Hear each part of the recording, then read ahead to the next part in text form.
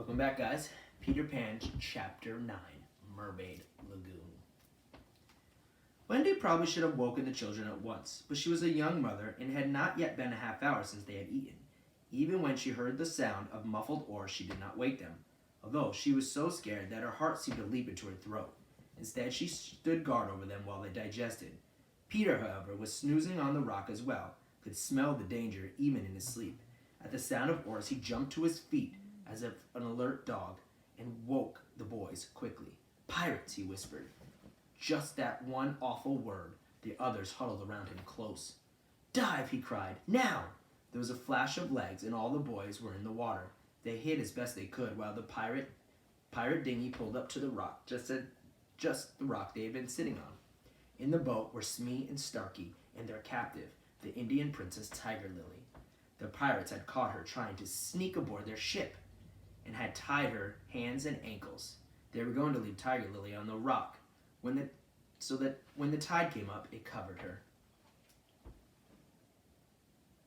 There's Tiger Lily in the boat with Smee and Starkey. She did not beg, a true princess. She sat up straight and stared proudly ahead. In her dark, watery hiding spot, Wendy cried. She had never witnessed such cruelty or such bravery. Peter had seen plenty of both and was not particularly moved. What he did hate, however, was unfairness, and this was 2 against 1. It would have been easy for him to wait until the pirates were gone to rescue Tiger Lily, but Peter never chose the easy way out. "Ahoy there, you rascals!" he cried out in his best imitation of Hook's voice.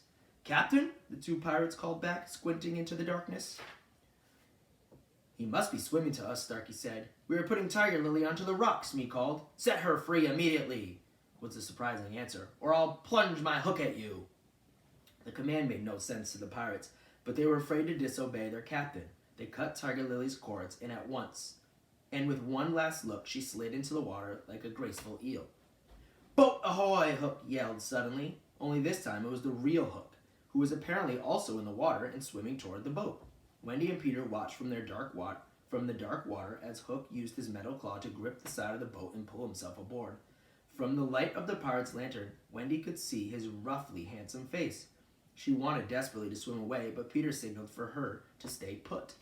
Once aboard, Hook sat with his head in his hands, groaning in extreme frustration. "Captain, what's wrong?" Smee asked.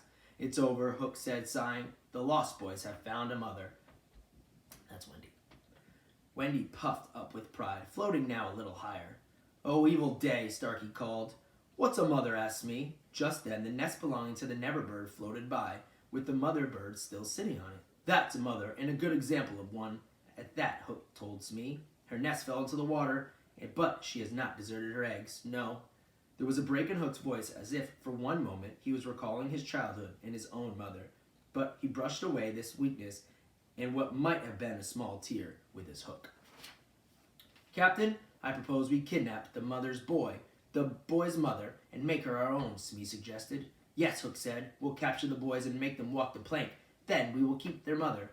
Smee and Starkey cheered. "Wait," Hook said suddenly, remembering Tiger Lily. "Where's the princess?" "We let her go," Smee replied. "Why?" Hook demanded. "Why, you told us to," Smee stammered. "I heard you too, Captain," Starkey said. "What kind of trickery is going on here?" thundered Hook. "I gave no such order." He looked around and shivered. "Dark spirit that haunts the lagoon tonight," he called out. "Do you hear me?" "I hear you," Peter replied in Hook's own voice. Hook was brave, but Smee and Starkey hugged each other, shaking. "Who are you?" Hook called out. "I am James Hook," replied the voice, "captain of the Jolly Roger." "No, you aren't," Hook screamed angrily. "Yes, I am," the voice insisted. "If you are Hook," Hook said, trying to sound friendly, "then who am I?" "You are a codfish," Peter said promptly. Smee and Starkey were simple and proud, a bad combination. "A codfish?" they muttered. "Have we been taking orders all this time from a mere fish?" Hook barely heard them. It was not their lack of faith in him that most bothered him, but suddenly his lack of faith in himself. He felt his ego slipping away from him. "Don't desert me," he whispered to it hoarsely. "Hook," Hook asked cleverly, "do you have another voice?" Peter could never resist a game, so he answered in his own voice. "I do." "And another name?"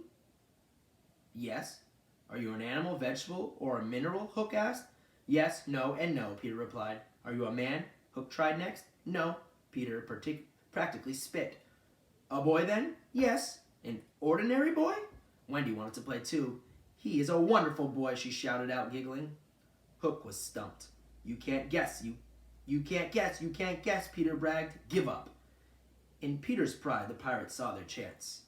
Yes, we give up, they cried. Tell us who you are. I am Peter Pan, Peter yelled out, laughing. Instantly, Hook was himself once more, and Smee and Starkey, his faithful crew. Get him, Hook roared. Quickly, Peter whistled for his own crew. The Lost Boys were resting in various parts of the lagoon. We're coming, Peter, they cried. The fight was short but sharp. Swords flew in the water and in the air, followed by many wheezes and whoops and wails as the pirates and the Lost Boys clashed. Hook and Peter had their own private battle to fight. They met not in the water but on the rock, which they both coincidentally climbed at the same time, from opposite sides. It was so dark that they didn't see each other until they were almost nose to nose. Peter grabbed the knife from Hook's belt and was about to finish him off when he noticed that he was higher up on the rock than Hook. This would not have been fighting fair, so Peter offered Hook a hand to hoist him up. Hook was not a similar fan of fighting fair. He leaned over and bit Peter in response. It was not the pain of the bite, but the pain and the surprise of the unfairness that dazed Peter, making him quite helpless. All children are affected like this. For the first time, they realized that the world is unfair. People had been unfair to Peter before, but he had always forgotten it, and so he reacted as if it was the first time. Hook clawed Peter twice with his hook, and might have finished him off had he not just then heard a ticking sound. Instead, Hook slid immediately into the water, swimming madly for the ship. Chapter 10. The Never Bird. I hope Peter's okay. We'll find out tomorrow.